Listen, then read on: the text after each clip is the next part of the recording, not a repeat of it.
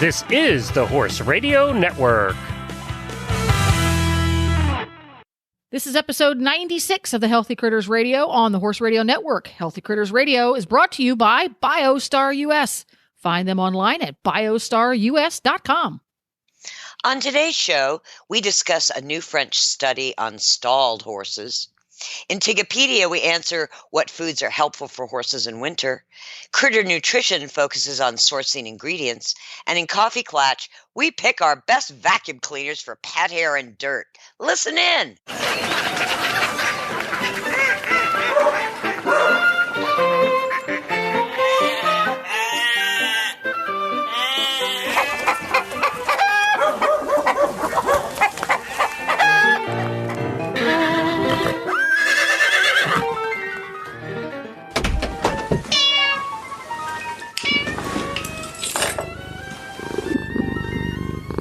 And it's countdown to Wellington. Dun, dun, dun. Dun, dun, How long until you head south?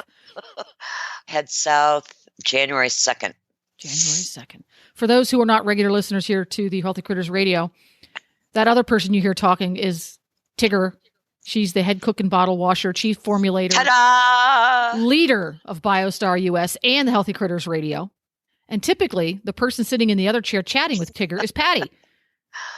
Who is on a horse buying trip, so with a client. So we hope they find a great horse.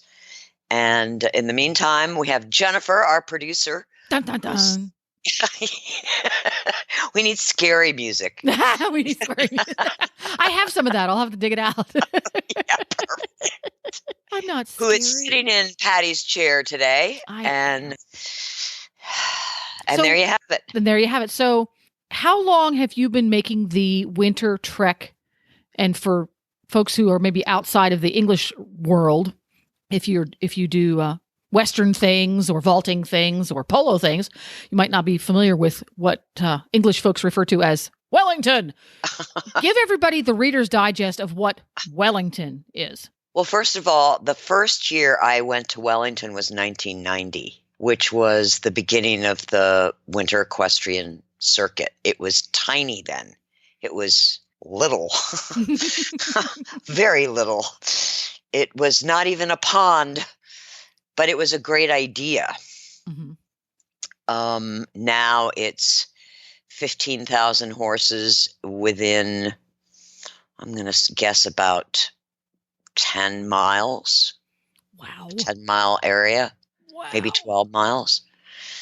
Dressage, show jumping, hunters, ponies, polo, some drivers. Eventers will come down from Ocala, maybe to work on their dressage or do some show jumping. So it's the mecca in the world for equestrian Olympic sports. The only thing we're really missing is raining.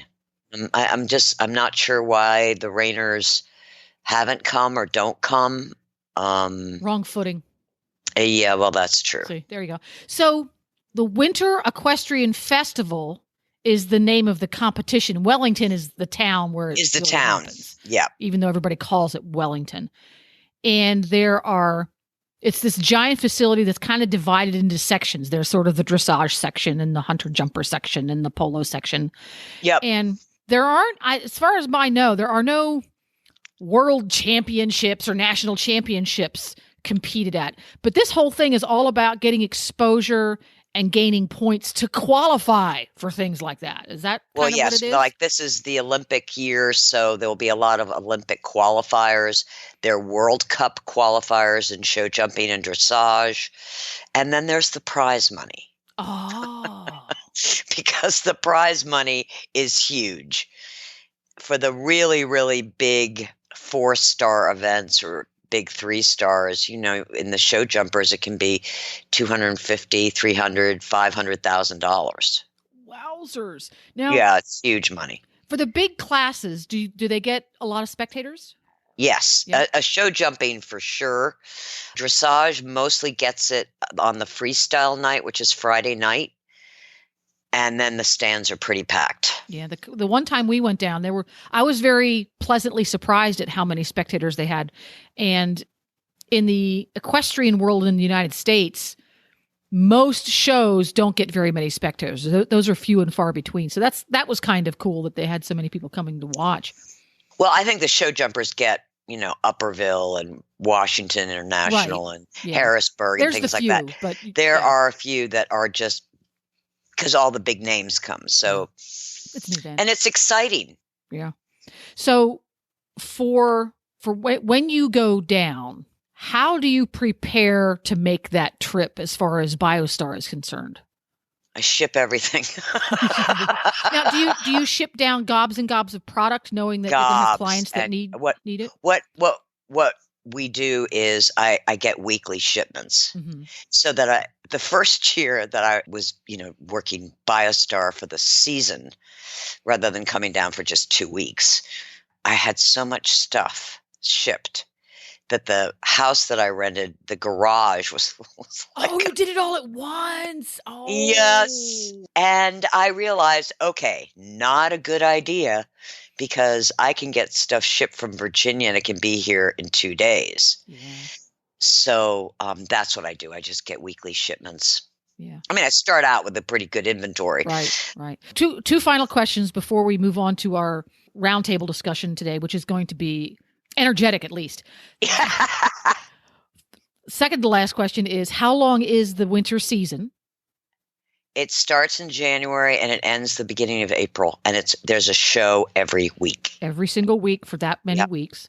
Yep. And if someone were to be down in the Wellington area and go, I would love to meet Tigger and talk to her about horse nutrition and health, what is the best way to set up an appointment to talk to you down there? To contact the office at BioStar? Call our office. Call the office? It's 1-800-686-9544. There you go. And if you can't remember that, just email me, tigger@biostarus.com. It's easy to find. You can go to biostarus.com. Phone number's right there on the homepage, or send a postcard. Yes. And the address is for the postcard?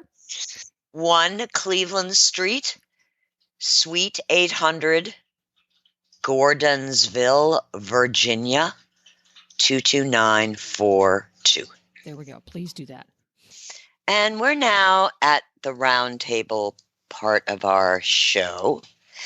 And I ran across an interesting article that was based on a study done in France entitled "Enrichments Aren't Enough to Make Box Stalls Better." And you can go to thehorse.com and read it yourself.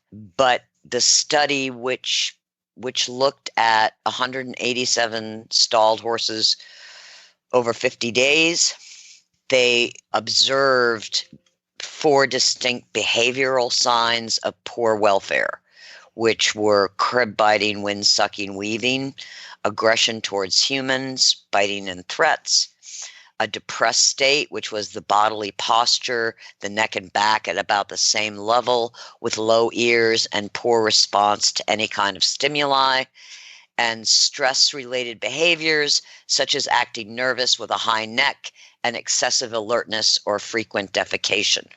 And what they found in this study was that by increasing enrichments for the stalled horses, which included providing straw bedding instead of shavings, allowing the horses to munch on the bedding, so that served as a forage, having a window outside, having access to another horse through the bars between the stalls, and having various kinds of equine toys available. And what they found out was that enrichment had little effect on the signs of poor welfare. So I thought this would be a very good topic for Jennifer and I to discuss with our listeners, because stalled horses is a kind of unnatural thing. And yes, we've stalled them for many hundreds of years, but they're a herd animal. Their biology is to walk around all the time and eat. And so I thought we should discuss maybe what we could do, the little things we can do to enrich our horses' lives, even though they're living in a stall that doesn't include toys and having a window, which seems not to have the effect that maybe we all had hoped for. This was a fascinating study, and you and I both came across it by way of an article on thehorse.com, which was basically just sort of a synopsis of what the author got out of the study. And when you said that you wanted to chat about this topic on the show tonight, I zipped over and actually read the actual study. And the study was a little more in depth than what the article is. So in the show notes for today's episode number 96, I'll put a link to the actual study because I think you'll find that much more interesting. But the study set out to show whether or not some very specific things improved what we perceive as the horse's contentment. Is that kind of what you thought, right? I thought it was to, maybe reduce the signs of what they call poor welfare. Whether or not things that they were doing in the study would. And the conclusion was kind of like, not really. And then we got to thinking, because we chatted about this a little bit ahead of time, what could we do to improve their welfare? Because the limited forage, enormous amounts of concentrates when you're a sport horse, at least, being lack of socialization, don't get to chat with your other horses, and the inability to scan and observe their surroundings are four things that pretty near every show horse has to live with. Or live without, we should say. Or live without. Right, exactly. So I had read a study a long time ago about using straw bedding, and they did show that horses will lay down and rest more when they're on straw bedding than they will when they are on shavings bedding. So they tried straw bedding, and they did find that the horses ate it. And what a great way to help your horse forage. Let him eat the bedding. Yeah. Yeah. Now, when you say let him eat the bedding, okay, I get that. How do you counter the barn manager coming back and saying, I can't let him eat the bedding because he gets fat? Or that they're afraid they'll colic. How do we counter that one? For one thing, the best thing to do is just make sure they've got hay in front of them 24 hours a day, and then they won't eat the bedding. You're a good point. Give them hay 24 hours a day instead of if you don't want your horse to eat straw because you're concerned he will colic, or in my case, I hated it because they ate all the bedding and had nothing to sleep on. Right. Find ways to make sure the horse has access to forage all the time. Yeah. It's very interesting because a lot of people that I come across nowadays, if the horse doesn't clean up all of the hay, if it's not completely clear of hay, then they give less. They give less hay. Yeah. Which I find interesting. And I always had this thing, and maybe I started out this way because we grew up in a place where we all, if we didn't, our neighbors did grow our own hay. So we had pretty easy access to it, and it was not a particularly expensive commodity where I grew up and kind of formed my opinions about feeding horses. We always used the there should be some left. If it's all gone, you didn't feed them enough. Mm-hmm. Yeah. So in the wintertime, you're in Virginia. In the wintertime, how do you feed your retired horses hay? Do you use small bales, big bales, in the barn, out of the barn? It's all square bales. Mm-hmm. We used to feed round bales. And I gave up the round bales because I couldn't get a higher quality enough round bale. It's hard to find those, yeah. Now it's all square bales, and we spread them out so they have to walk around and they'll shift and toss the flakes around. Yes. Yeah, exactly. So when you were showing your horses, how did that differ? So, because obviously as a show horse, he has to spend at least some time in a stall. Yeah, my horses always got turnout. Mm-hmm. Individually, but they got turnout. Mm-hmm. And I don't think I gave them as much hay. If I had them now, was competing them now, I would be giving a lot more hay. Your advice to your younger self would be give them more hay? Yes. Yeah. Especially from that night check to morning feeding. Right. Yes, I remember back in the day when I used to do night check for the barns that I worked in. And you would walk along, and the vast majority of the horses at 11 o'clock at night had pretty much no food left. It was all gone. It's like, Yeah.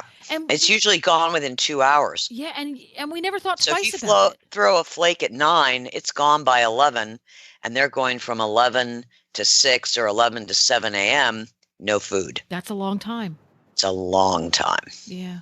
Yeah, my goal is 4 hours, no more than 4 hours in any given point that they should have no food at all. Yeah. 4 hours in a 24-hour period. Yeah, and that's mighty tricky with a fat pony. Yes, that's where you want to get into soaking hay and nibble nets. And we use a lot of small whole hay nets, and that little bugger gets fed 5 times a day. And one of the things does he have shoes? No, he's barefoot. You might look into the hay pillows. Well, the only reason I don't is because he lives in a dry lot and it's sand, like beach sand. Oh, yeah, that's not a good choice. What we do with him is, and this is something you can do with any horse, it doesn't have to be a fat pony. We have lots of different places where the food goes. So instead of putting all of the hay in one hay net, we'll divide it up into 3 different hay nets and hang it on 3 different trees in 3 different places. Yeah. So he'll eat a little bit out of this hay net and go, well, and walk around, and then walk over. It's like, well, maybe this hay net over here has a good piece in it, and then he'll walk to the next one. Well, there's a good sliver in that one. We do that.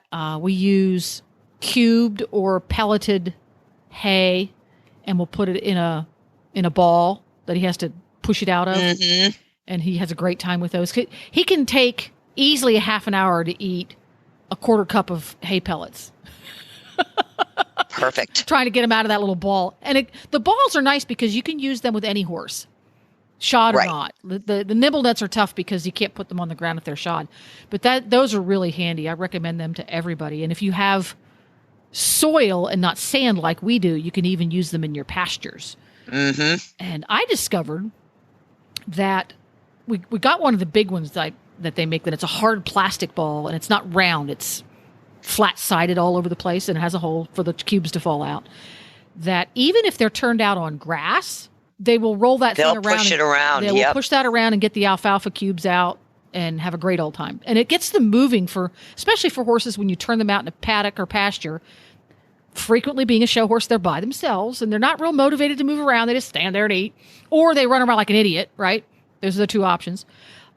It really helped encourage them to move about because they had to move the ball to get more cubes out of it. So in that moving around, getting more exercise and investigating your surroundings part of this equation, trying out one of the food dispensing hard plastic balls can be really useful, and it's a little safer than the hay pillows for the shod horses.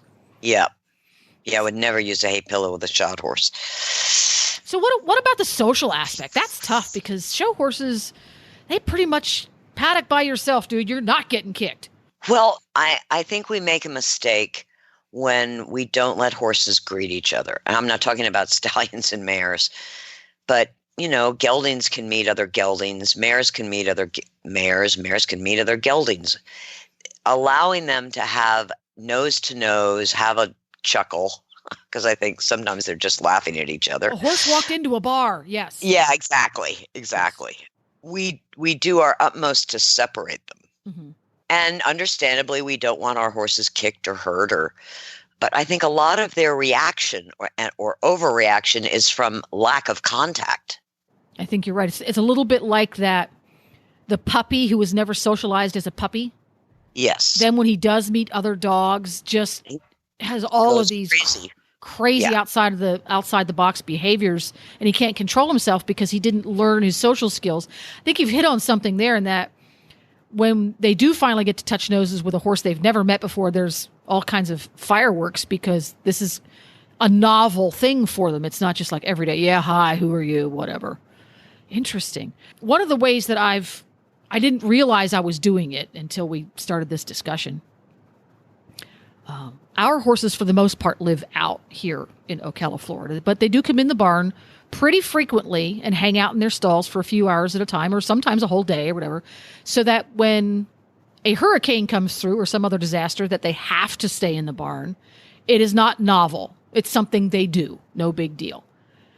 But we take them in and out of the barn, and there are usually a few other horses in there who also live on the same property. They met each other over the fence. They see each other riding in and out. Yep. And I realized that whenever I'm walking any of them in and out of the barn, whether they're mine or the next door neighbors who use the same barn, if they stretch their neck out to say hi to the guy they're walking past, I just let them do it. Yep. And it's such a non-event. It's like, hi. Oh, yeah, hi, we know you. Whatever. Yes. And then I keep walking out. Well, why did you have to stretch your neck out and pull my arm to say hi to him when you knew who he was? And part of me wants to say, don't let them do that. Another part of me wants to say, let them say hi to the other horses in their barn so they can be familiar with their surroundings and feel secure. Because when you're a prey animal, knowing who else is in your herd and knowing who else is in your barn maybe makes you feel safer. Yeah, absolutely. And I think that they have their telepathic communication. Hey, it's you. Hey, what's going on? Hey, nice to see you. I'm headed to my stall now. Catch you out in the paddock. Oh, that's funny. So in the competitive community, the show community, at the very, very highest levels where horses are pampered beyond belief and oftentimes, much to their chagrin, is allowing the horses. I imagine being allowed to be turned out in a group is practically unheard of. No way. Yeah. Whenever, and that's something, just I had a light bulb moment. These horses get hand walked all the time. All the time. Which is great because they're out moving. They're out moving. But still not in contact with their own kind. Let them socialize a little bit with neighbors in their barn. I made it to like prisons for humans. Yeah. They're let out, humans are in their cells and then they go out into the yard. But imagine like some of the ones that are on death row, they're like out in the yard for an hour, like by themselves. So it's really isolating. Yeah. So that's interesting. And how, when you hand walk horses that are stablemates, is it such a bad thing to let them graze near each other or walk next to each other without a human in between the two of them? One human walks on the horse on their left side. The other human walks their horse on their right side. So the horses are walking next to each other and there's no human in between. So if they so choose to look at each other and say, hey, Fred, they could. Not a bad thing. Maybe? I will lead horses here at the farm, me with one horse on each side. Mm-hmm. And, sometimes they just get behind me a little because they're having a little coffee klatch. They do. And, so what? Big deal. Yeah. Yeah. And then I do think we have to be mindful of their need for their own kind, just like our need for our own kind, right. And dogs' needs for their own kind. Mm-hmm. Right. Exactly. Yeah. And not keep them so isolated. Yeah. And I think simply being able to see other horses for many, many horses is not sufficient to create that sense of herd. And the sense of security that does best. Because that's really what a herd is. Yeah. It's a family. It's security. Yeah. I had one once that was a bit of a Fruit Loop. An incredibly talented, athletic horse that was she did not have two brain cells to rub together, that poor thing. When she was good, she was just off the charts amazing, but she was only good 2 days a year. But every single day when you brought her back into the barn, she would lose her marbles. That was it. And she would not stop losing her marbles until the horse in the stable next to her came over and actually said hi to her and said, it's okay. Kind of stroked her head. And it had to be one specific horse. If I put a different horse in that stall, it didn't work. And what I started doing with her is when I'd bring her into the barn, once everybody was in the barn, I would take her back out of her stall and I'd walk her throughout the entire barn. It was kind of an odd setup with lots of aisleways. It wasn't one big long one. And she had to walk up and down the aisleway and have a conversation with every single horse in the barn. Even the ones who didn't want to talk to her. She was the event planner. And that really helped her gain a little bit of emotional control. She was still a bit of a Fruit Loop, but she would settle enough that she would eat her hay. and things like that. But that process of going, oh, wow, she just needs to know who's in the barn and where they are. She wants to know where her entire herd is, because once they were out in the fields, they were all pretty much together. And she wanted to be reassured that even though she couldn't see them, she could hear them, but the wall was solid. She couldn't see them. She wanted to make sure she knew where they were. There we go. There we go. Now, another thing that they talk about in this study is being able to see their external environment, look out the window. And I always assumed that most barns these days, the horse had the ability to look out of his stall. Where do you weigh in? There are a lot of barns that are designed to have windows that open or windows that have screens. I think that's kind of imperative. My barn is an old shed row, so it's a Dutch door in front. Mm-hmm. So they just hang their heads, and they just have stall guards. I mean, they're older, They're not going to escape. They're not in a hurry to jump out. No. No. And I remember, and there's racehorse barns. A lot of times will just use stall guards. They may not have the windows because these barns have like inner stalls. Right. It's a row of stalls in the center and a track around the outside. So there's nowhere to put a window. Yeah. No, they're stalls on the outside. They have the windows, and then there's an aisle, and then there are double stalls in the middle, and then on the other side of it is another. Yeah. Yeah. And they use a lot of stall guards. Mm-hmm. So that the horses can hang their heads out and look at their neighbor. And it sure is better than being, all closed in, which I understand for safety reasons. Right. We want to close the door, but I just increases isolation. Right. And you're right. The stalls that have the bars, so the horse gets plenty of air. Yeah. Great thing. He can see around pretty well because of the bars. Those are great. But it does limit his field of view, so less than great. But you're right. For safety issues, some horses who have aggression issues and won't let others walk past their stalls without threatening, you need to have that in your back pocket. But you have to wonder if you have a horse that is prone to lunging at either people or horses that go past his stall, if there are things that we could do to help alleviate that horse's having a window in the back of the stall would help. Yeah, right. So at least he could hang out and see what's going on and feel safe. Yeah. Make sure he's got plenty of hay. In the back of the stall, not in the front. Right, in the back of the stall. And, a horse that gets like that, I would certainly want to be addressing stress. Yeah, he's got stress in his life in a big, big way. And find out ways that particular horse to help him feel less stressed. Yeah. One of the things I've observed over the years is, because I love stall guards, that horses tend to be more relaxed in their stall if they have a stall guard or some kind of containment device across the door that they can see through all the way to the floor, versus a Dutch door, which is chest high down, it's solid. You'll frequently see them standing there pawing and beating on that door. But you take the same horse and you put a stall guard, or I have, what do they call them? Stall gates, I think they call them. It's the wire mesh gate. I have those. They're great. A lot of horses that would typically paw at a Dutch door won't. Right. So an option especially for a horse like that will crawl under or walk through stall guards, both of which our pony crawls under them. The horse walks through them. So gates it was. Gates it was. So that's very interesting you have those different things. And then the horse that's maybe a little shy and withdrawn and tends to want to just hang his head and not be interested in his surroundings, because there's plenty of those.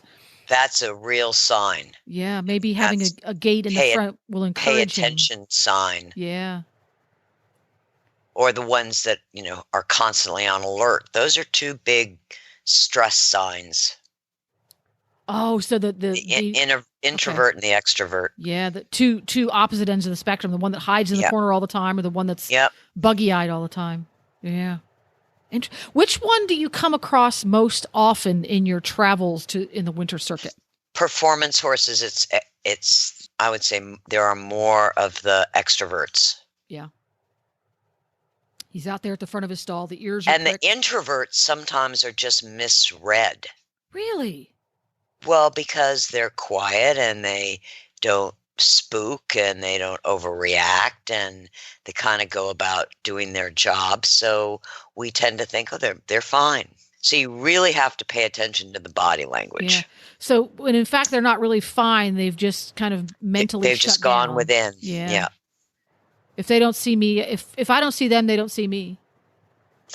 Right. Yeah. And some horses, God bless them, they don't want to let you know. Yeah. They just don't want to. They're stoic.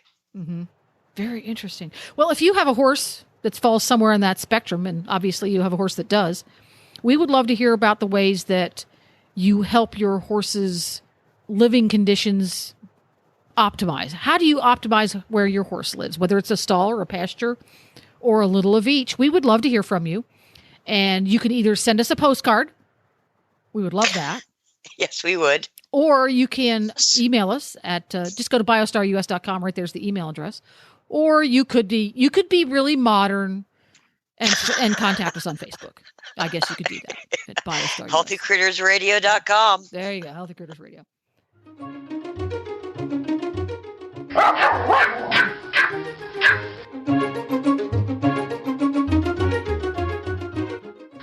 Hello. Hetty. Hello, everyone. Greetings, Hetty. Please tell me there's no Glenn. I cannot cope with Glenn tonight. No Glenn tonight. No Glenn and no Patty. Lord. No Patty? No. Oh, what happened to Patty? She's on a horse buying trip with a client. Oh, well, that's ridiculous, but, people are weird. Yes, they are. People are weird. And people are so weird, Hedwig. I'm very curious. One of the things that we're talking about on the show today is toys and enrichments for horses. And people, the human servants of dogs everywhere, for years have been giving their dogs toys that they can consume, chewies and yummy good things to eat. Sometimes they give them things that are meant to be chewed on, but not eaten. Do you have any favorite things to chew on that are not designed to be eaten? No. I have some toys, but I am not big on toys, not like my brother the Goblin, who flings his toys about with abandon, or my brother Loki, who likes to hoard his toys and then roll on them. Mm-hmm. That's not my style. I had an alligator, but I was afraid of him, and now he is kicked to the side of the shower to protect my human from breaking her foot on it again. That's a good thing to do with an alligator right there. Mm-hmm. So your other canine family members, what do they like to chew on specifically? Are they the kind that make squeaky sounds or the soft furry things? What do they like to chew on? Well, my brother Loki is a little bit odd. He prefers green toys to all other toys.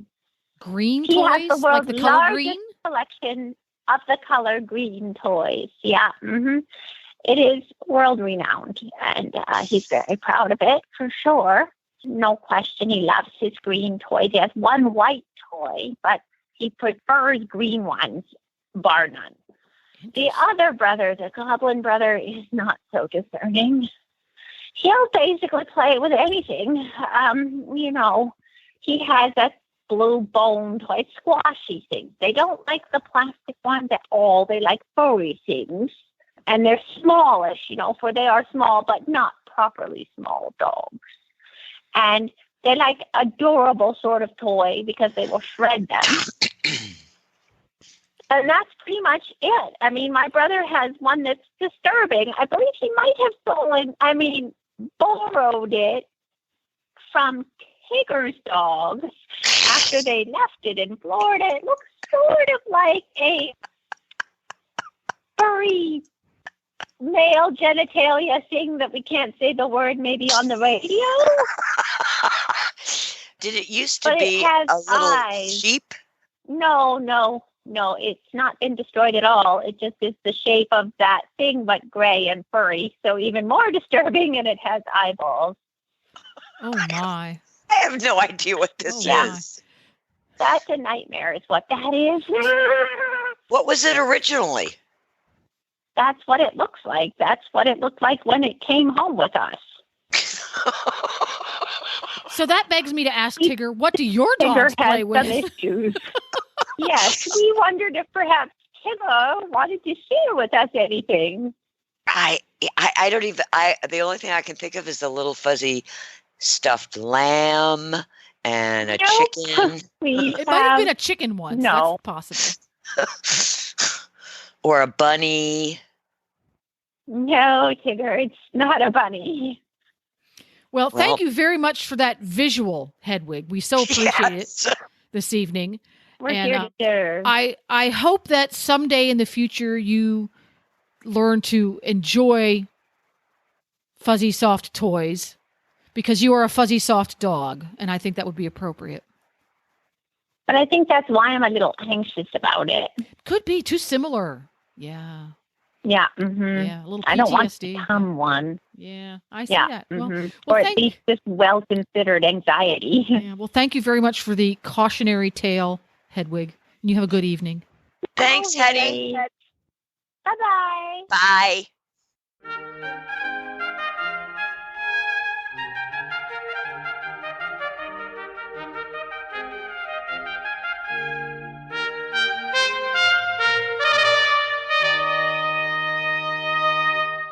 And we are at the Tigipedia portion of our program. This is where Patty usually jumps in, but Patty's not here. She decided to take the evening off. Yeah. And Tigger, the big brain amongst us, is going to talk a little bit about commercial feeds. Okay, but your horse gets hay. He gets commercial feed. Is there more that he should be getting, especially in the winter? Well, the answer to that is I have two go-to foods to help horses in the winter, in addition to their feed and their hay. And one of them is fat, and the other one is live, viable yeast. So if you've got a horse that starts to lose weight in the winter, if you've got a horse that's older, fat is one of the best ways to add calories. I personally like hemp seed oil, camelina oil, flax oil. I really like coconut oil, but in the winter it is just a devil to deal with because it really is like lard. Yeah, like concrete. Yeah, and unless you have a microwave that you can warm it up, it's just not practical in the winter. So my go-tos are camelina and hemp seed oil, flaxseed oil. And the nice thing about a really good oil, these are unrefined, cold-pressed oils, is that you don't have to feed a cup. You know, you feed 1 or 2 ounces once or twice a day. And it's a lot of calories. They're healthy fats, and they're not inflammatory. You know, corn oil has got so much omega-6, it's kind of a pro-inflammatory fat. So that's my go-to, is increasing fat. Of course, you can also get fat in a powder, but I find the oils are just they work way faster because it's all fat. The other thing is viable live yeast. And yeast is a probiotic that works primarily in the hindgut. So particularly in the winter, yeast is considered an Ayurvedic food to be heating or warming. So it's a really good food to give to an older horse or a horse that you have trouble maintaining their weight, because it not only is it increasing the digestive fire, which is the Ayurvedic term for it, but it also helps the horse digest all the fiber in the hindgut. And since horses are eating 20 hours a day, mostly fibrous foods, it really benefits them to have a live active yeast. Now, how do you know if you're feeding a live active yeast? If it's live and active, like a yogurt, it has to have the CF CFUs on the label. That's colony forming units. If it doesn't say what the CFUs are, it's not live. Doesn't mean it's not beneficial. It's going to feed the existing colonies, but it's incapable of colonization. So my tip is a good fat and a viable yeast.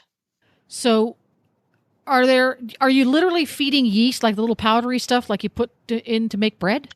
Well, yes, that's a live yeast. I don't recommend using a baking yeast, but there are lots of supplements out there with live viable yeast. BioStar has one called BioYeast. It's 2 different strains of yeast, and it's 100 billion CFUs per teaspoon. There we go. So is a live viable yeast also nutritional yeast? No. It's different stuff. Different stuff. And definitely... It's not brewer's yeast. Definitely not nutritional brewer's yeast. Yeah. No. Got it. So you want live viable yeast. You have to have all 3 words. Well, some companies say live, some say viable. You have to have at least 2 of the 3 words. And yeast. So you have to be kind of literal with me. My apologies. Because it does make a difference. If you're feeding brewer's yeast, you're getting some vitamins. Great B vitamins. But you're not getting a lot of the other stuff that's in the not getting release. the live probiotics. No. There we go. 'Cause for all that forage that they're eating. There we go. Correct. Good to know. Thanks.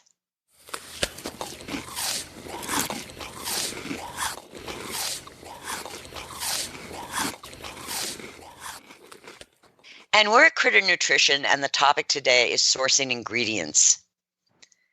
Have you ever looked down a list of ingredients on packaged feed or supplements and wondered what and where those ingredients come from? Not only the country of origin, but also how ingredients are grown, harvested, processed, and extracted. Are the ingredients made in a laboratory or grown on a farm? How was it grown? Was it produced sustainably? Is it fair trade? These are just a few of the questions BioStar asks when sourcing raw materials. One of the challenges of being a whole food supplement company is sourcing quality ingredients. Even in a global economy where there can be many choices, finding quality raw materials is a little like being Indiana Jones on the hunt for rare archaeological treasures. It begins with a certificate of analysis. Raw materials, including samples, are accompanied by a certificate of analysis. It's known as a COA.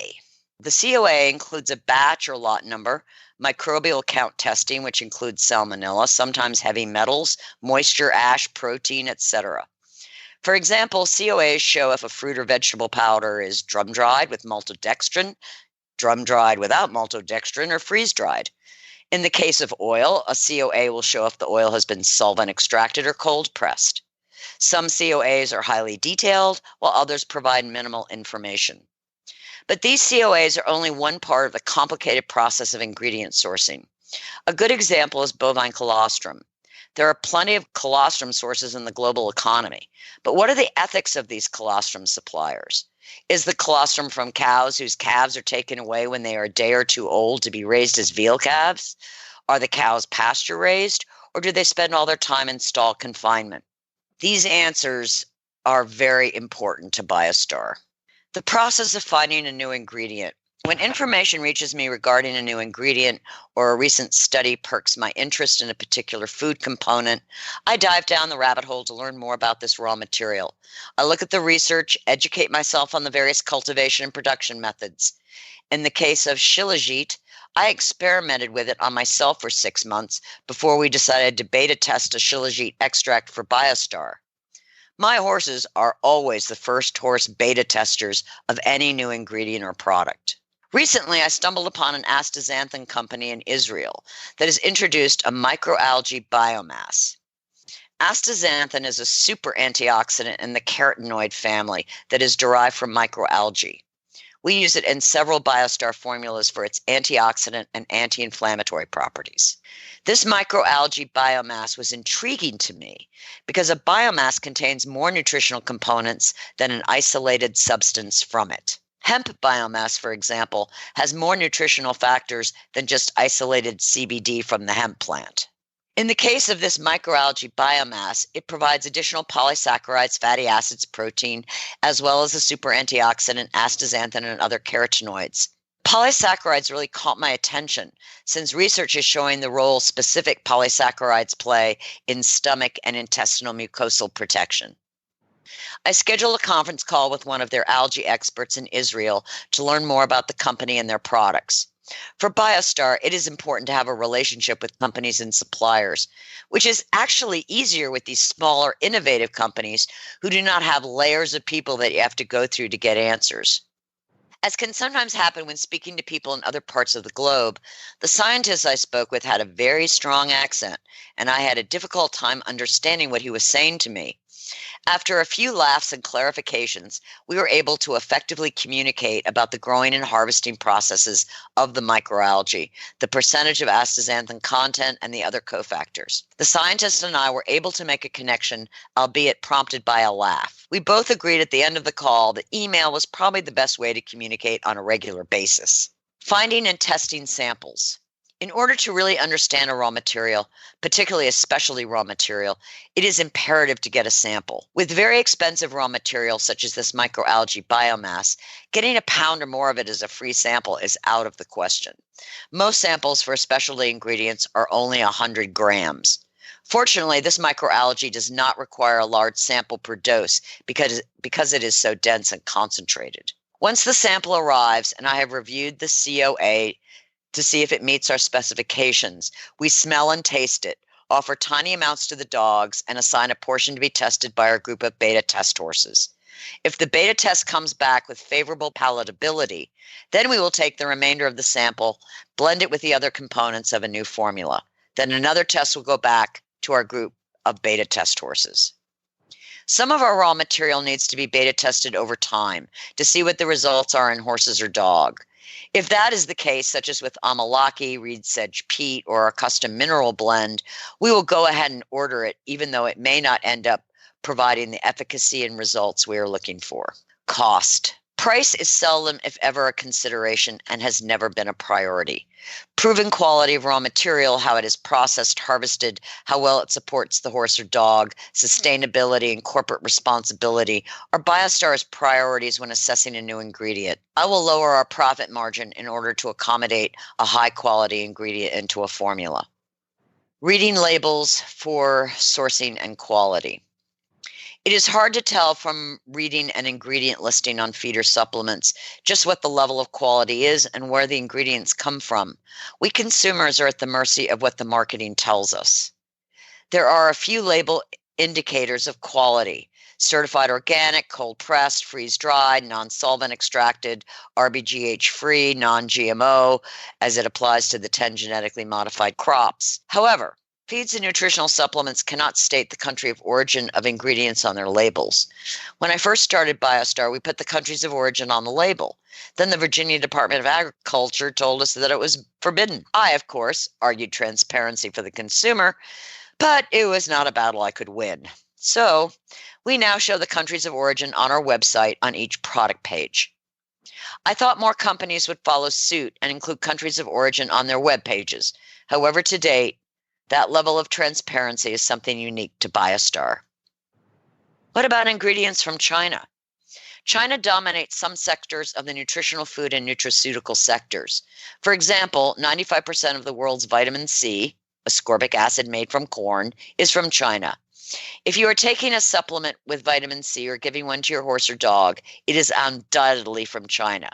One of the reasons is price.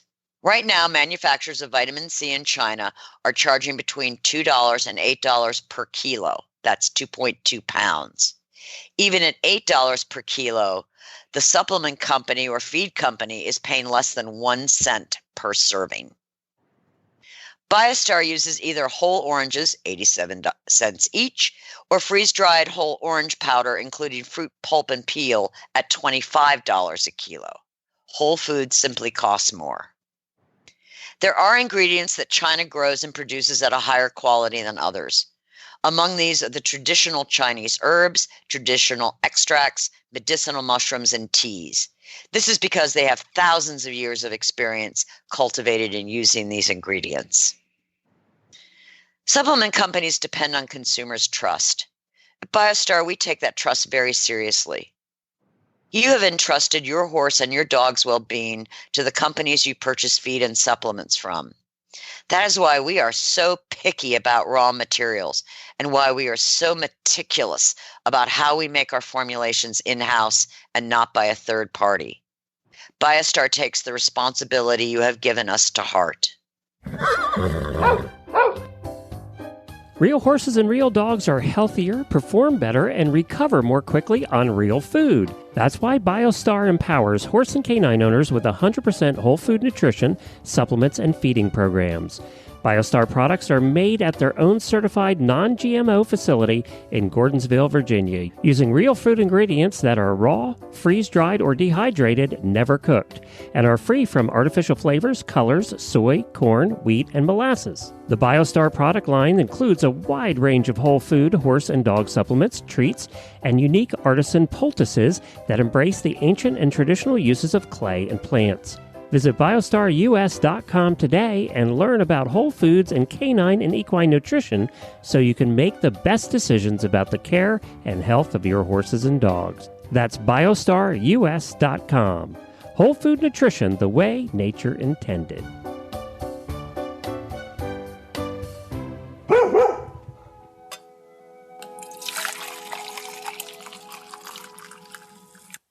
And we have at last arrived at Coffee Klatch. Ta-da! Ta-da! And today's Coffee Klatch topic, our picks for the best vacuum cleaners for pet hair and dirt. I want to know how you came up with this, Tigger. This is a little off the wall even for you. No. Well, you know the story of my significant other, Peter.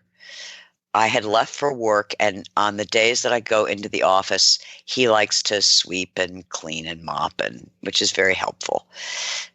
And I forgot something. So I walk in the house, and he's got one of those leaf blowers. Blowing dog hair out the door. Oh my gosh, he was blowing the house. Oh my gosh, that's awesome. And we had, obviously, like every house, we have vacuum cleaners, but they're heavy. And, Peter's in his 70s, and it's work to push that a heavy vacuum brilliant. cleaner. A vacuum cleaner fills up. You have to empty the silly thing out. The blower never fills up. The out of doors don't fill up. This is brilliant. No, it made me crazy. I said, why don't you use the vacuum cleaner? He goes, it's too heavy. It hurt. He was in a terrible tractor accident. So he said, it hurts to push it with my shoulder and da-da-da-da-da-da. And I'm like, do not blow this house again. I love you, Peter. You're my new hero. That's brilliant. It's horrible. Oh my goodness. So what was the solution? Did you get a new vacuum cleaner? Well, several. Oh, you got several new vacuum cleaners? Well, first I went and I read, all about the Dyson, right? Yep, they have the cute commercials. Yep. And what we'd had before was an Electrolux. Mm-hmm. And you have to drag the little thing around, and you have to get the special bags. And so I thought, oh, the Dyson, this looks really cool. And I read all the reviews and order it, get it. And, pushing that around again it isn't so easy. It doesn't sort of glide along. It's not really heavy, but it's heavier than he wanted. It's heavier than the leaf blower. It's definitely heavier than a leaf blower. And I was surprised at how poorly it did going from rug to we're hardwood floors, but we have scatter rugs. Yep. You have scatter rugs and many hairy dogs. And many hairy dogs, and we live on a farm.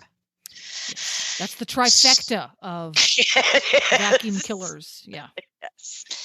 So I started reading reviews for other vacuum cleaners, and I thought, I already made a mistake with the Dyson.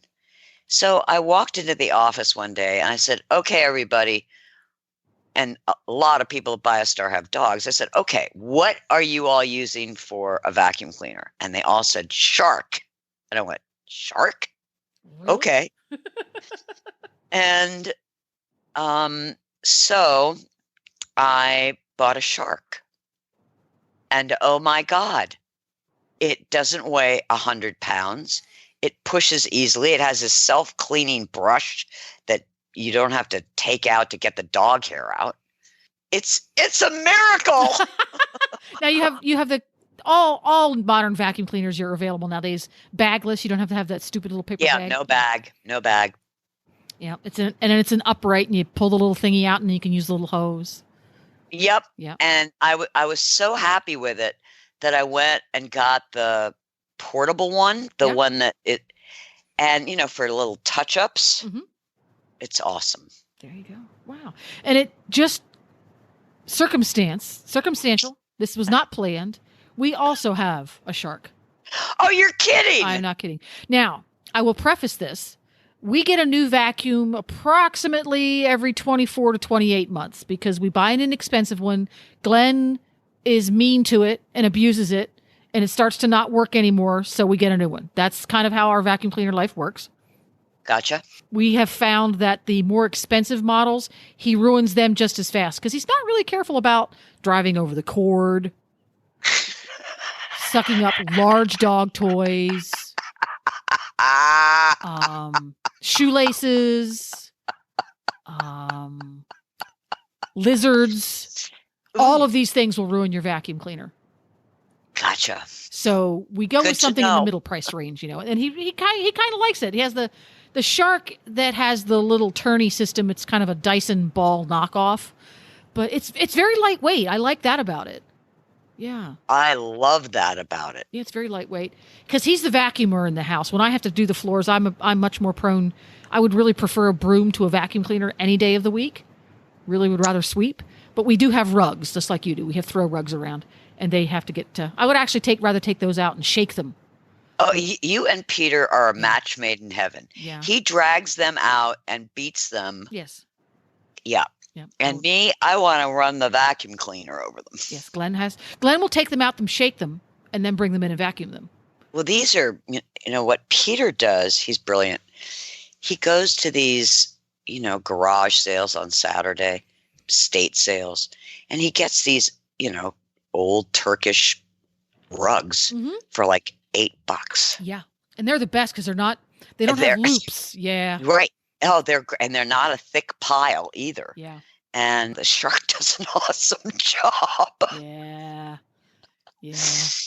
So any of you out there that love your Dyson or your Electrolux or your Rainbow. I didn't even know they still made those. They still make them. Peter, Wow. That's what Peter wanted me to buy. There is no way. No. The Rainbow's very strange. It's the Mazda. What's the Mazda engine they used to make? Rotary. It's the Mazda rotary engine of the vacuum cleaner world was the Rainbow. Well, it makes sense to have the water, to grab all the dust. Yeah. But no, thanks. No. So there we go. If you have a strong preference on vacuum cleaners one way or another, or one that works particularly well for people with long-haired dogs, cats, and horses, we would love to hear about and it. Dirt, yeah. Let us know at Healthy Critters on Facebook. Or you can send us a postcard. BioStar US. 1 Cleveland Street, Suite 800. 800. Gordonsville, Virginia. Or you can find the address at BioStar. Oh, it would be cool. Send us a picture of your vacuum? No. I was thinking, I wonder if I wrote Shark and just gave them, my raving fan of this is their new super duper pet vacuum cleaner. Yeah. And ask them to donate one for the Healthy Critters Radiothon. That would be awesome. It's worth a We should try, check right? that out. That would be awesome. Thanks for listening, everyone, and thanks to our sponsor, BioStar US. You can find them online at biostarus.com. Get the Horse Radio Network phone app on iOS or Android by searching for Horse Radio Network in the App Store. It's free and easy to use. For details about today's show, go to healthycrittersradio.com, where you can find links, photos, and more information about our guests. As always, we love your feedback. Please follow us on Facebook under Healthy Critters Radio. Be sure to visit all the great shows on Horse Radio Network at horseradionetwork.com. Love your dog. Hug your horse. Feed your chickens. Clean your litter box. Dance with your goat. Slither with your snakes. Howl at the moon. Hang with your hamster. Party with your parrot. Waddle with your walrus. Outwit your otter. Cuddle your cows. Rap with your raptor. Go chipping with your chipmunks. Forgive your fox. While hedging your hog. We also recommend that you rack with your raccoon. Gyrate with your giraffe. Meditate with a meerkat. Uber with your orangutan. Facebook with your flamingo. Ponder with your panda. Walk with your Wookie. Yawn with your yak. Twitter with your toucan. Go raining with your reindeer. Dropbox your dragon.